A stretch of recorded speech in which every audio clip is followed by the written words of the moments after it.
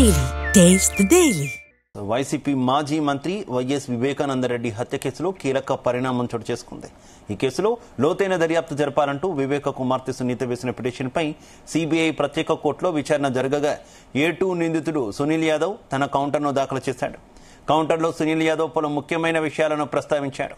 CBI దర్యాప్తు కొనసాగించాలన్న సునీత పిటిషన్కు మద్దతు తెలిపాడు. వివేక కేసులో సంచలన అంశాలు వెలుగులోకి రావాలని, అనేక మంది ప్రముఖులను విచారించాల్సిన అవసరం ఉందని సునీల్ పేర్కొన్నాడు.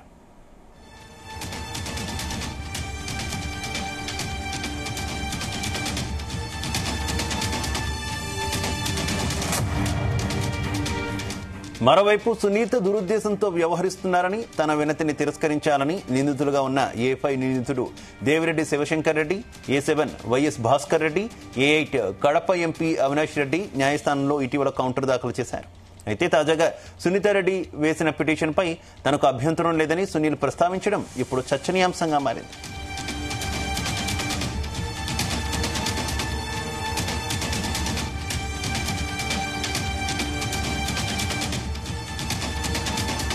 ఇక ఇదే విషయానికి సంబంధించి మరింత సమాచారం మా కరెస్పాండెంట్ రామచంద్ర అందిస్తారు. రామచంద్ర. శివ, వైఎస్ వివేక హత్య కేసులో ఒక కీలక పరిణామం అయితే చోటు చేసుకుని చెప్పుకోవచ్చు. ఏదైతే సునీత అయితే వివేక కూతురు సునీత పిటిషన్ లో A2 గా ఉన్నటువంటి సునీల్ యాదవ్ కూడా ఇంక్లూడ్ అయ్యి అదే విషయాన్ని కోర్టుకు తేల్చి చెప్పడం కూడా మనం చూడొచ్చు. ఏదైతే ఈ కేసులో చాలా ప్రముఖుల్ని కూడా విచారించాలని చెప్పి సునీత వేసినటువంటి పిటిషన్ కు తాను మద్దతు తెలుపుతున్నట్లుగా సునీల్ యాదవ్ కోర్టుకు స్పష్టం చేయడం జరిగింది. వివేక హత్య కేసులో A2 గా సునీల్ యాదవ్ అయితే ఈ రోజు కోర్టులో కౌంటర్ దాఖలు చేశారు. అతను కూడా తన తండ్రి హత్యకు మరింత లోతైన దర్యాప్తు కోరినటువంటి సునీత పిటిషన్ పై సిబిఐ ప్రత్యేక కోర్టులో విచారణ జరుగుతుండగా A2 నిందితుడుగా ఉన్నటువంటి సునీల్ యాదవ్ తన ఈ కౌంటర్ పిటిషన్ కూడా దాఖలు చేశాడు. సునీత పిటిషన్ కు పూర్తి మద్దతు తెలుపుతూ సునీల్ తన అభిప్రాయాన్ని వ్యక్తం చేశారు. అలాగే సిబిఐ దర్యాప్తును కొనసాగించాలని, అనేక ప్రముఖులను విచారించాలని చెప్పి కూడా సందర్భంగా సునీల్ యాదవ్ డిమాండ్ చేశాడు.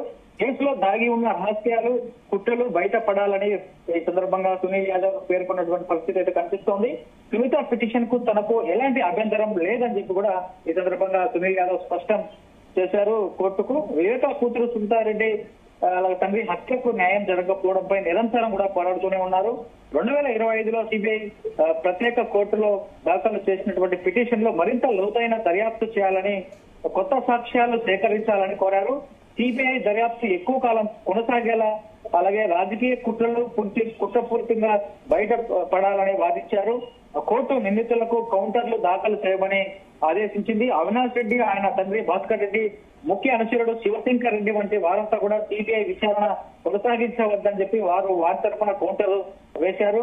అయితే వివేక హత్య కేసుకు సంబంధించి అయితే 2019 మార్చి 15న వివేక హత్య కడప జిల్లా పులివెందుల తన ఇంట్లో భయంకరంగా హత్యకు గురయ్యారు. పోస్ట్ మార్టం రిపోర్టుల ప్రకారం గొడ్డలితో నరికినట్టు కూడా సందర్భంగా పోస్ట్ మార్టం రిపోర్టు కూడా ఉంది. అయితే ఈ హత్య 2019 లోక్సభ అసెంబ్లీ ఎన్నికలకు వారం ముందు జరిగింది. కేసు మొదట ఆంధ్రప్రదేశ్ పోలీసులు విచారణ జరిపారు. కానీ కోర్టు సిబిఐకి బదిలీ చేసింది. సిబిఐ దర్యాప్తులో 8 మంది నిందితులు A1 నుండి A8 వరకు కూడా గుర్తించారు. వీరిలో కడప ఎంపీ అవినాష్ రెడ్డి A8 గా, అతని తండ్రి వైఎస్ భాస్కర్ రెడ్డి A7 గా, దేవిరెడ్డి శివశంకర్ రెడ్డి A5 గా, అలాగే మిగిలిన వారందరూ కూడా ఉన్నారు. A2 సునీల్ యాదవ్ మరియు A1 గా షేక్ దత్తగిరి కూడా అప్రూవర్ గా ఇప్పటికే దత్తగిరి అప్రూవర్ గా మారినటువంటి నేపథ్యం మనం చూసాం. మొత్తం వీరందరూ కూడా కీలక పాత్ర పోషించారని చెప్పి కూడా సిబిఐ తేల్చింది. అప్పట్లో సిబిఐ ప్రకారం హత్యకు 40 కోట్ల సుపారీ కూడా ఇచ్చారని చెప్పి కూడా సిబిఐ ఎంక్వైరీలో తేలిందని చెప్పి కూడా వివరాలు ఉన్నాయి. అయితే 2021లో దత్తగిరి అప్రూవర్ గా మారడంతో కొత్త ఆధారాలు కూడా వెలుగులోకి వచ్చాయి.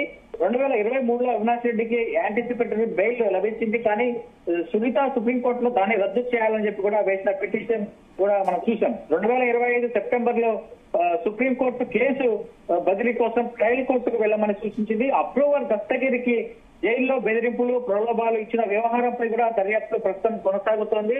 సో వివేక హత్య కేసు ఇంకా కొలిక్కి రాకపోయినప్పటికీ కూడా మళ్ళీ మొదటి నుంచి కూడా విచారణ జరిగే అవకాశాలు కూడా ఉన్నాయని చెప్పి కూడా మనం భావించవచ్చు. సిబిఐని మళ్ళీ మొదటి నుంచి కూడా ఇది ఎక్కువ కాలం సిబిఐ ఎంక్వైరీ. అయితే సునీల్ యాదవ్ కౌంటర్ తో వైఎస్ సునీత యొక్క ఆమె చేస్తున్న ఆర్గ్యుమెంట్స్ కి బలం చేకూరింది అనుకోవచ్చా రామచంద్ర? ఏటుగా ఉన్నారు సునీల్ యాదవ్, అందులో నిందితులుగా ఉన్నారు కాబట్టి సునీతతో ఒకవేళ ఇతను మద్దతు పలికినప్పటికీ ఒకవేళ ఎవరైతే ఆపోజిట్ గా ఉన్నటువంటి వివేక ఏదైతే వైఎస్ అవినాష్ రెడ్డి కావచ్చు, భాస్కర్ రెడ్డి, దేవిరెడ్డి శంకర్ రెడ్డి వీరందరూ కూడా అది సునీల్ యాదవ్ వీళ్ళిద్దరు కలిసిపోయారని కూడా ఒక పిటిషన్ కోర్టు దృష్టికి తీసుకొచ్చే అవకాశాలు కూడా ఉన్నాయి. ఒకవేళ దస్తగిరి కూడా ఈ కేసులో ఇంప్లీడ్ అయ్యి మద్దతు పలికితే వీరు ముగ్గురు ఒకటే ముందు వీళ్ళే చేశారు అన్నది కూడా మొదటి నుంచి అవినాష్ రెడ్డి కూడా చెప్తూ ఉన్నారు. దీంట్లో ఈ వివేక హత్య కేసులో కుమార్తె సునీత అలాగే అల్లుడు రాజశేఖర్ రెడ్డి వాళ్ళ ఎవరైతే ఇంకొక బావమర్ది ప్రకాష్ రెడ్డి వీరందరూ ఉన్నారని మొదటి నుంచి చెప్తూ ఉన్నారు. సో ఇప్పుడు వీరు చెప్తున్నటువంటి వాదన కూడా మనం భావించవచ్చు. ఏదైతే ఇటు సునీత, ఇటు సునీల్ యాదవ్, దత్తగిరి వీరందరూ కూడా కలిసి చేశారో హత్య కాబట్టే వారికి మద్దతు పలుకుతున్నారు అన్న కోణంలో కూడా దీన్ని బయటికి తీసుకెళ్లే అవకాశాలు కూడా ఉన్నాయి. మరి చూడాలి కోర్టు ఎంతవరకు సునీల్ యాదవ్ కౌంటర్ దాఖలు చేసిన దాన్ని అలాగే సునీత కౌంటర్ దాఖలు చేసిన దాన్ని కూడా ఎలా చూస్తుంది అనేది కూడా మనము చూడాల్సి ఉంటుంది భవిష్యత్తులో. Right, okay, thank you.